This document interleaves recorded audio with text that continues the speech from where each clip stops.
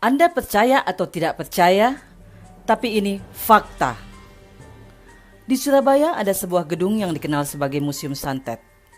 Anda yang merasa punya nyali, boleh saja menantang keberanian dengan mengunjungi museum ini. Tapi bagi yang ciut nyali, jangan coba-coba. Bisa merinding melihat koleksi seram di museum ini.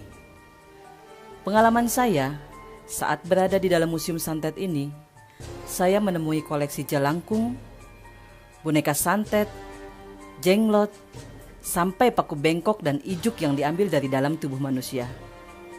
Sungguh menyeramkan bukan?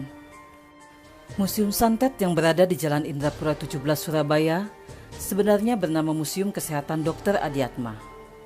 Namun karena koleksi di Museum Kesehatan ini adalah peralatan kesehatan kuno dan benda-benda mistis yang dulu pernah digunakan ritual, maka masyarakat menyebutnya sebagai Museum Santet. Julukan tersebut melekat sampai sekarang.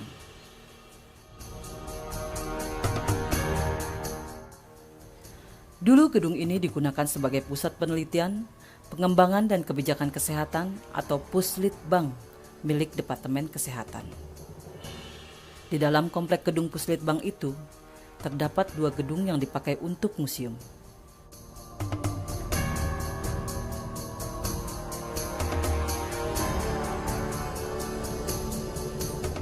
Gedung pertama digunakan untuk Museum Peralatan Kesehatan Modern.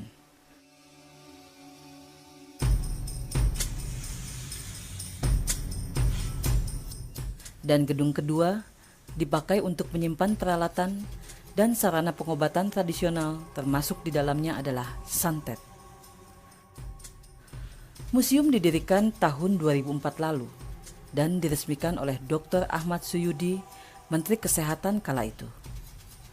Sebelumnya, Dr. Haryadi Suparto telah merintis museum ini dan memberi nama Museum Kesehatan Dr. Adiatma yang pernah menjabat sebagai Menteri Kesehatan di tahun 1988 sampai 1993. Gedung museum ini dulunya juga pernah digunakan sebagai rumah sakit kelamin.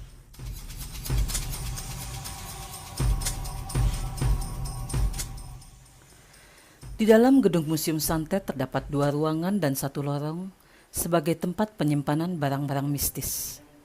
Kebanyakan barang-barang tersebut disimpan di lemari kaca yang di luarnya tergantung buku ukuran HVS. Buku itu adalah petunjuk bagaimana cara pengobatan tradisional, termasuk penjelasan santet itu bekerja, sampai beberapa nama korban yang terkena ilmu santet.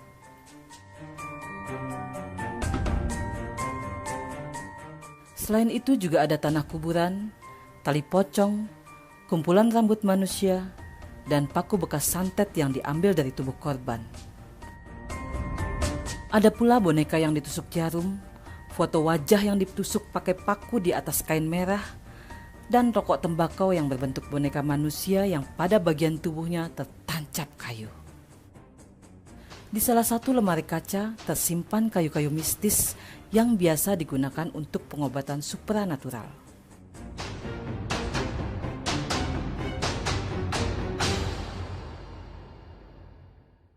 Ada juga potongan usus dari pasien yang terkena santet, lalu paku bengkok yang dikeluarkan dari tubuh manusia, serta beberapa helai ijuk yang keluar dari tubuh seorang pasien.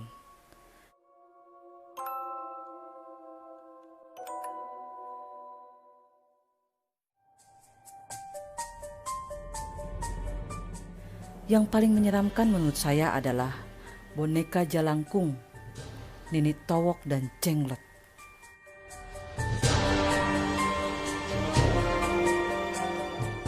Tak hanya benda-benda supranatural dan medis, museum ini juga mengoleksi benda-benda yang unik, seperti celana anti pemerkosaan.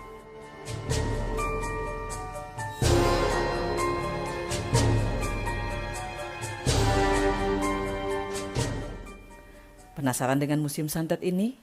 Silakan datang ke museum ini, buka setiap hari, mulai Senin hingga Jumat, dari pukul 8 sampai pukul 15. Harga tiket masuk hanya 2.000. Selain 2 gedung yang menyimpan peralatan dan sarana pengobatan tradisional dan modern, Ada satu ruangan yang tertutup rapat dan terkunci. Di bagian pintunya ada tulisan dunia lain. Ruangan itu memang tertutup dan tidak semua orang bisa masuk.